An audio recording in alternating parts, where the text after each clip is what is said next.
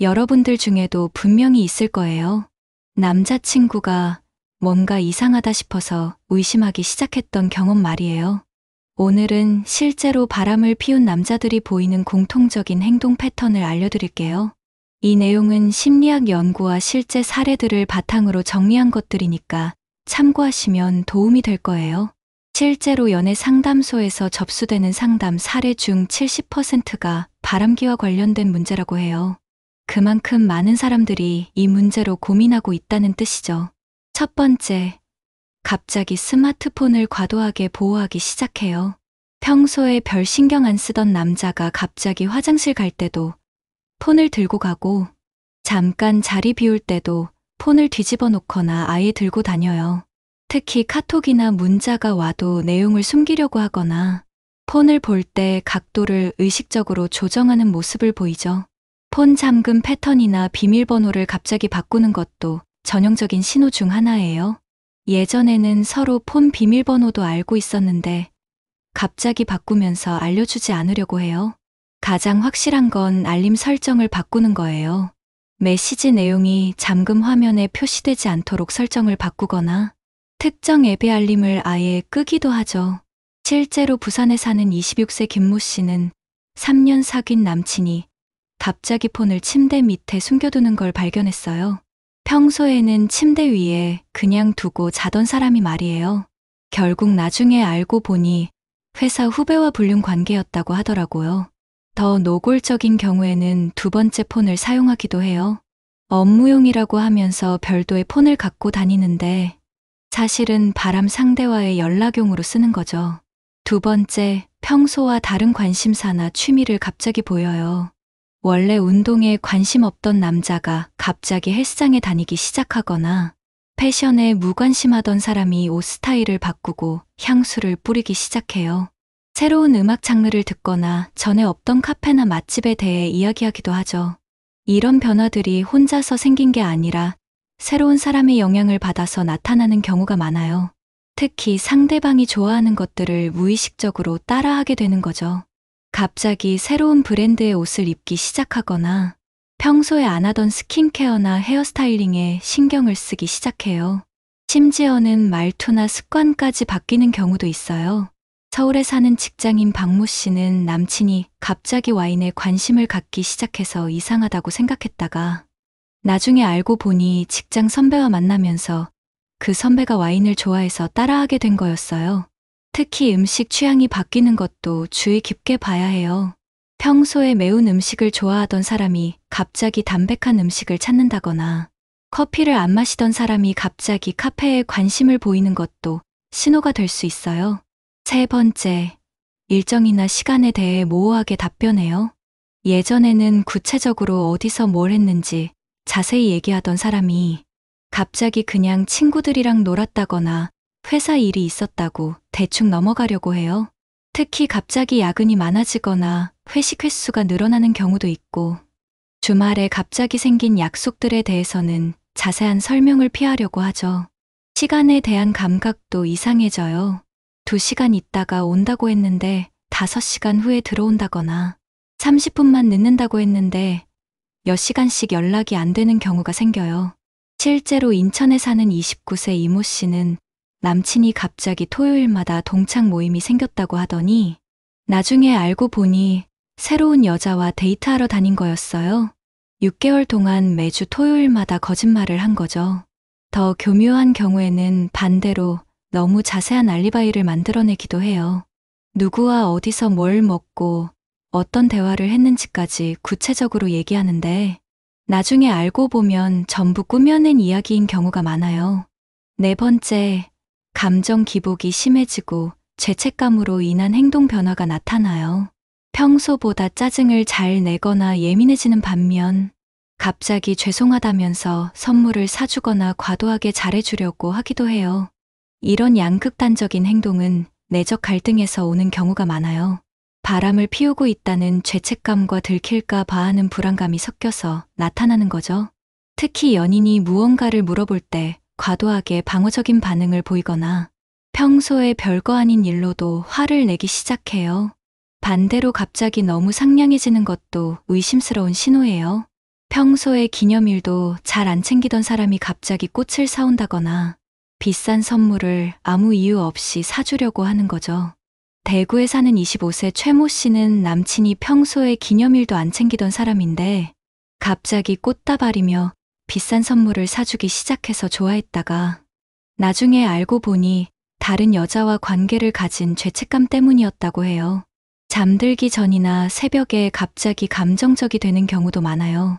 죄책감 때문에 밤에 잠을 못 이루거나 꿈에서 들킬까봐 놀라서 깨는 경우도 있다고 해요. 5번째, 연인에 대한 관심도가 현저히 떨어져요. 예전에는 하루 종일 뭘 했는지 궁금해하고 관심을 보이던 사람이 갑자기 상대방의 일상이나 감정에 대해 무관심해져요. 데이트 중에도 딴 생각을 하는 것처럼 보이거나 대화할 때 집중하지 못하는 모습을 자주 보이죠. 특히 미래에 대한 계획을 세우는 것을 피하려고 하거나 장기적인 약속을 잡는 걸 꺼려하는 경우도 많아요. 연인의 고민이나 문제에 대해서도 예전처럼 진지하게 들어주지 않고 대충 넘어가려고 하거나 관심 없어 하는 모습을 보여요. 스킨십이나 애정 표현도 현저히 줄어들어요. 평소에 잘해주던 포옹이나 키스를 피하려고 하거나 손잡기조차 어색해하는 경우가 생겨요. 광주에 사는 28세 정모 씨는 결혼 이야기까지 나누던 남친이 갑자기 미래 계획에 대해 얘기하는 걸 피하더니 몇 달 후에 회사 동료와 바람을 피우고 있었다는 걸 알게 됐어요. 데이트 장소나 활동에 대한 제안도 하지 않게 되고 연인이 제안하는 것들에 대해서도 소극적인 반응을 보이죠. 가장 확실한 건 기념일이나 특별한 날을 잊어버리기 시작하는 거예요. 평소에 잘 챙기던 사람도 갑자기 무관심해지는 경우가 많아요. 6번째, 새로운 사람들과의 관계를 의도적으로 숨겨요. 직장에서 새로 들어온 사람이 있다거나 새로운 모임에 참여하게 됐다는 이야기를 하지 않아요.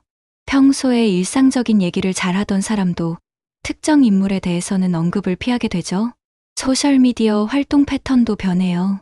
새로운 사람들과 찍은 사진을 올리지 않거나 댓글이나 좋아요 패턴이 달라지기도 해요. 연인과의 커플 사진을 예전만큼 자주 올리지 않게 되거나 아예 삭제하는 경우도 있어요. 특히 회사 행사나 모임에 연인을 데려가려고 하지 않아요. 예전에는 함께 참석하자고 했던 사람이 갑자기 혼자 가겠다고 하거나 이런저런 핑계를 대면서 같이 가는 걸 피하려고 해요.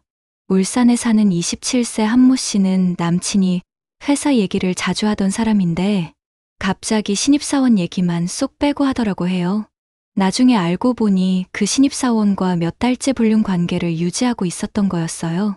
친구들과의 만남에서도 변화가 생겨요. 새로운 사람이 추가된 모임에 대해서는 자세히 얘기하지 않거나 누군지 물어봐도 대충 넘어가려고 하는 경우가 많아요. 심지어는 연인의 친구들이나 가족들과 만나는 것도 피하려고 해요. 죄책감 때문에 연인의 주변 사람들을 마주치는 게 부담스러워지는 거죠. 7번째, 상대방을 의심하거나 바람기를 의심하기 시작해요. 자기가 바람을 피우고 있으면 상대방도 그럴 거라고 생각하는 심리 때문에 갑자기 연인의 행동을 의심하기 시작해요. 누구랑 연락하는지 캐묻거나 늦게 들어오면 의심스럽다고 하거나 남자 친구들과의 만남까지 제재하려고 하는 경우도 있어요. 이런 행동은 자신의 죄책감을 상대방에게 투영하는 심리적 방어 기제예요. 연인의 폰을 몰래 확인하려고 하거나 소셜미디어 활동을 유심히 지켜보기 시작해요. 평소에 믿어주던 사람이 갑자기 어디 갔는지 몇 번씩 확인하거나 친구들 이름을 일일이 물어보기 시작하는 것도 의심스러운 신호예요. 창원에 사는 24세 윤모 씨는 평소에 자유롭게 해주던 남친이 갑자기 친구들과의 만남까지 간섭하기 시작해서 처음엔 관심이 많아진 거라고 생각했는데 나중에 알고 보니 자기가 바람을 피우면서 생긴 의심병이었어요. 심지어는 연인의 일거수일투족을 감시하려고 하거나 GPS 위치를 확인하려고 하는 극단적인 경우도 있어요. 반대로 연인이 자신을 의심할까봐 먼저 화를 내면서 방어적인 태도를 보이기도 해요. 아직 아무 말도 안 했는데 벌써부터 변명을 늘어놓거나 오히려 연인을 비난하면서 화제를 돌리려고 하는 거죠. 이런 패턴들이 나타난다고 해서 무조건 바람을 피운다는 건 아니에요. 하지만 여러 가지가 복합적으로 나타나거나 평소 행동과 확연히 다르다면 주의 깊게 살펴볼 필요는 있어요. 특히 한두 개 정도는 다른 이유일 수도 있지만 3개 이상이 동시에 나타난다면 뭔가 문제가 있을 가능성이 높아요. 중요한 건 의심만 하고 있지 말고 솔직한 대화를 통해 관계를 점검해 보는 거예요. 서로에 대한 신뢰가 깨져 있다면 그 관계 자체를 다시 생각해 봐야 할 때일 수도 있거든요. 바람기는 개인의 성향이나 가치관과도 관련이 있지만 관계에서 느끼는 만족도나 소통 부족에서 오는 경우도 많아요. 실제로 바람을 피우는 이유를 조사해 보면 새로운 자극을 찾아서가 40%, 현재 관계에 불만이 있어서가 35%, 그냥 기회가 생겨서가 25% 정도로 나타나요. 이런 통계를 보면 무조건 상대방만의 문제라고 볼 수는 없어요. 관계 자체에 문제가 있었을 가능성도 있으니까요. 하지만 그렇다고 해서 바람을 피우는 행동이 정당화되는 건 절대 아니에요. 문제가 있다면 대화를 통해 해결하려고 노력해야 하는 거지. 몰래 다른 사람과 관계를 갖는 건 명백한 배신이니까요. 혹시 여러분이 이런 신호들을 발견했다면 감정적으로 대응하기보다는 차분하게 상황을 파악하고 건설적인 해결 방법을 찾아보시기 바라요. 일단 확실한 증거 없이는 섣불리 추궁하지 마세요.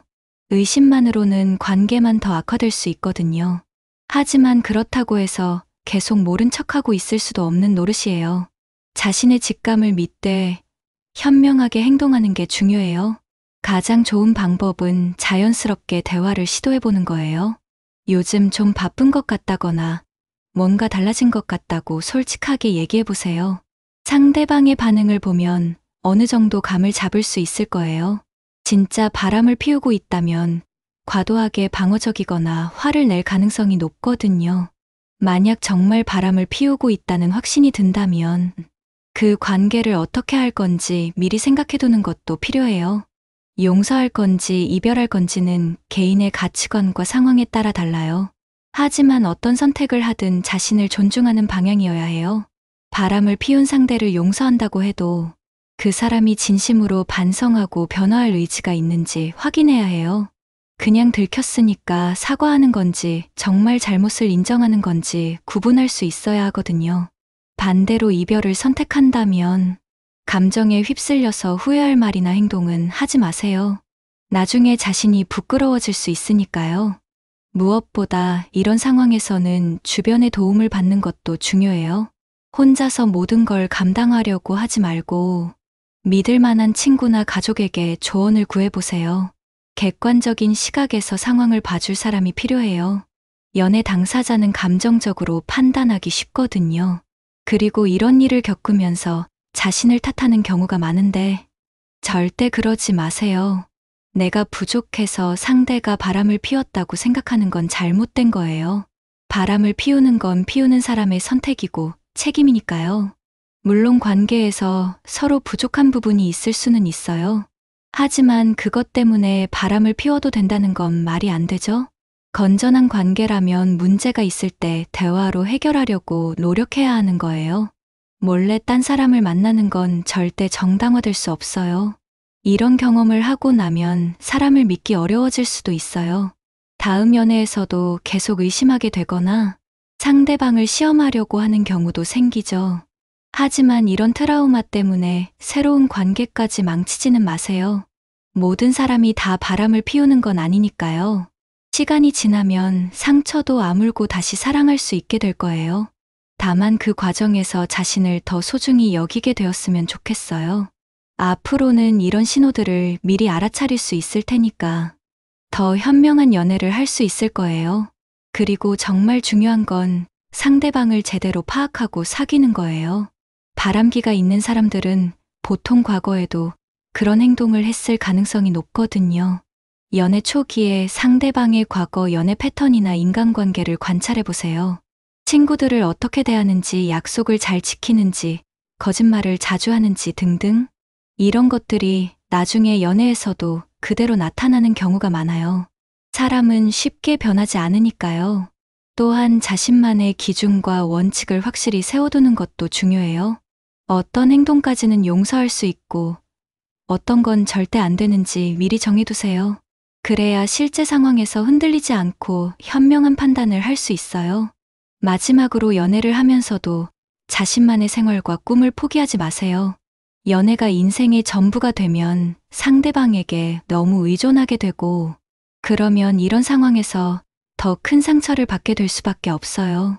자신의 일과 취미 인간관계를 잘 유지하면서 연애하는 게 건강한 거예요. 그래야 혹시 문제가 생겼을 때도 흔들리지 않고 대처할 수 있거든요. 연애는 인생을 더 풍요롭게 만들어주는 요소이지, 인생 그 자체가 되어서는 안 돼요. 사랑은 서로를 존중하고 신뢰하는 기반 위에서 자라나는 거니까요. 그런 기반이 없다면 아무리 좋아해도 건강한 관계가 될 수 없어요. 여러분 모두 자신을 사랑하고 존중하는 사람과 만나시길 바라요. 그리고 여러분도 그런 사람이 되시길 바랍니다.